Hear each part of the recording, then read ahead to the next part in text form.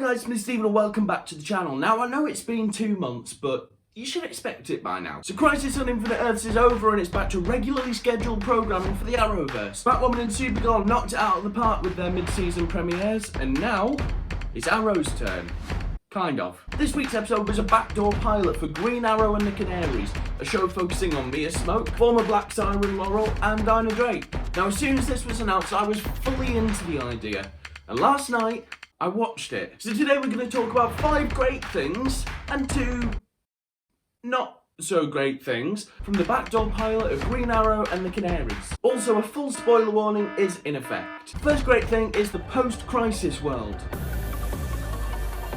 The trouble with this show being set in 2040 is that we don't really know how Crisis has affected the modern day shows yet, let alone anything in the future. We've also got to tread a line between what was changed by Crisis and what was changed just by them acting differently in the past. I mean, we got an episode of Arrow this season where Dinah decided to start creating the Canaries early, but now in this post-Crisis world, Dinah Drake never existed. Okay, let's be honest, Star City post-Crisis looks amazing. I mean, did you see that skyline? There's also a building, and I don't know if it's intentional or not, but 2 shows now I've watched with Metropolis in have shown this building, and I can't remember for the life of me what it actually is in DC. It's got to mean something, because it was in both Batman v Superman, Justice League, and Titans. Like, that building, it's got to be something, hasn't it? So what, it's definitely something. I'm an idiot. One thing I will say is it's very smart to have modern day Dinah be taken to the future, because old Dinah doing that makeup every single day, that would take a lot of time. Okay, the first not so great. Erasing Black Canary, okay?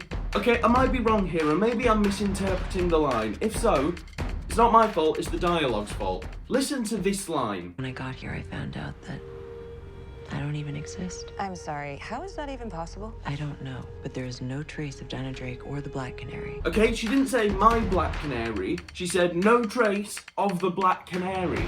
Now I know the character of Black Canary hasn't been handled well throughout Arrow, but Black Canary is woven through Arrow history and therefore the history of Star City. Dinah said there's no trace of her or the Black Canary. So are we saying there's no trace of Sarah's Black Canary and Earth 1 Laurel's Black Canary as well? So in this post-crisis world, did Sarah just become an assassin, come back and live a normal life until she joined the Legends? I'm not going to be a dick here. I know changing lore after 21 seasons of television, like Crisis has done, is always going to mess up something. I just hope they address it a bit more in the proper series, which I think is confirmed. I hope it's confirmed. Second great, the cast. Let's be honest, Katie Cassidy and Juliana Harkavy are great. We already know that they're great. We've seen both of them nail the characters for quite a while now.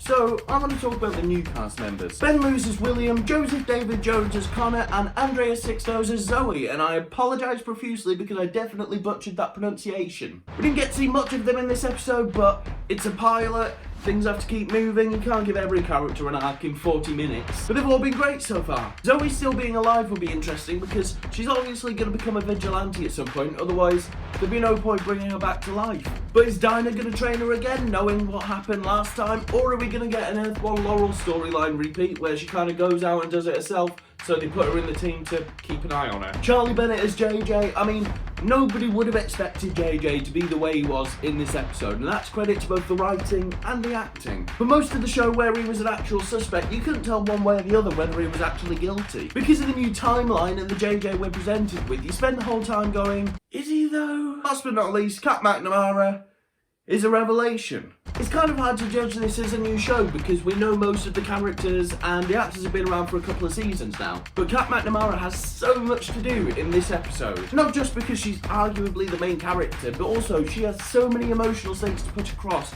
without it seeming like she's putting them across. And I'm really glad she does a lot of her own stunts. Arrow undoubtedly has the best fight scenes in the Arrowverse, and that's something this show really has to get right. You can't have a direct Arrow spin-off where it takes 5 cuts for a character to trip someone up, and she really sells it. And yes, I definitely have a crush on Kat McNamara, but you're lying if you say you don't. I really hope we get some long one-ers though.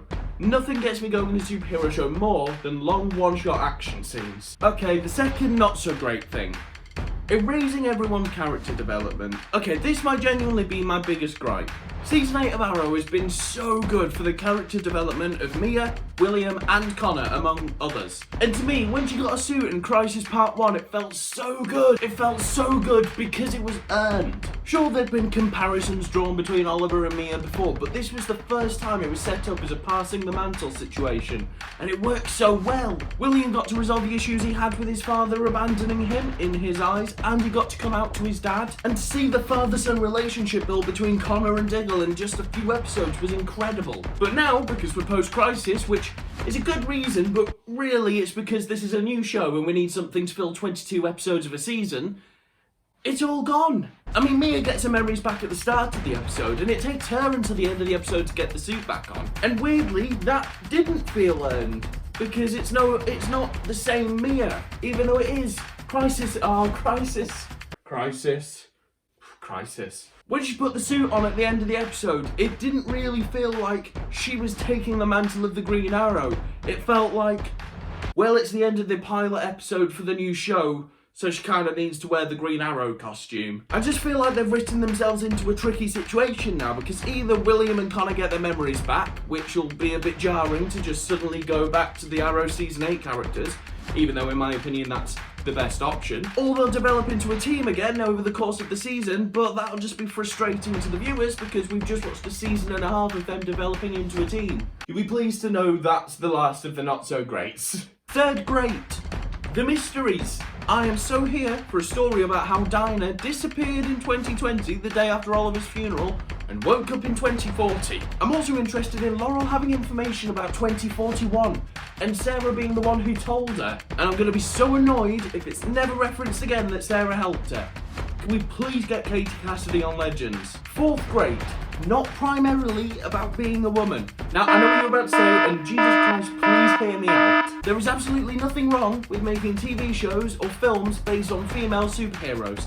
In fact, it's awesome, because there's so many badass female superhero characters out there. Not that you needed a guy to tell you that. The worry I had is that sometimes when female-led superhero films or TV shows get greenlit, it's almost like they feel they have a duty to represent every female issue that's ever existed. They end up missing the point of the amazing female character they're representing, and instead of going, look what an amazing superhero character I am, they end up going, look what an amazing woman I am. And sometimes those two things can overlap really well. I mean, season 1 of Jessica Jones is one of the best things I've ever watched. And sometimes it can end up with Captain Marvel attacking a bloke because he asked her to smile. But I digress. This show has managed to steer mostly away from that. But my point is this.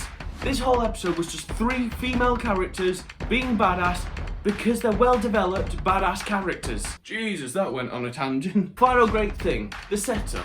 While I'm annoyed by the character development erasing, it does leave them in a great place for a full show. I mean, there's more seeds planted in this pilot than there was in the Arrow pilot. We've got Helena Bertinelli, aka Huntress, who's missing.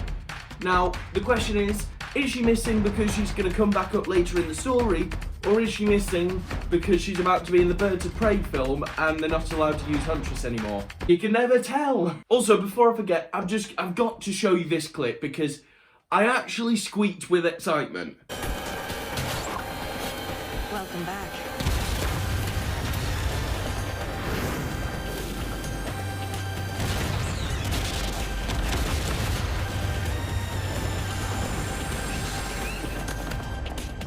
Oh my God.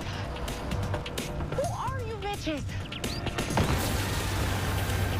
I've just checked and it hasn't been confirmed yet, but I really hope this show gets picked up. The worry is because it's set 20 years in the future, they're kind of in a decent place to leave it without it affecting any of the other shows. But I'm super pumped for this, and I hope you are too. I hope you enjoyed this kind of review for Green Arrow and the Canaries. There's a small chance that there's going to be a new group of people watching this video than my usual stuff. Hopefully. So please comment down below what you thought of the episode, and if you want it to go to a full series. Also leave me a like down below, because it's just nice, isn't it? Click the button in the middle of the screen to subscribe to my channel, and click on my bell to be told when I make a new video. Click the box on the left of the screen to go and see my most recent upload, and click the one on the right to see an extreme say it or shot it with my friend Ellie Rose Kelly.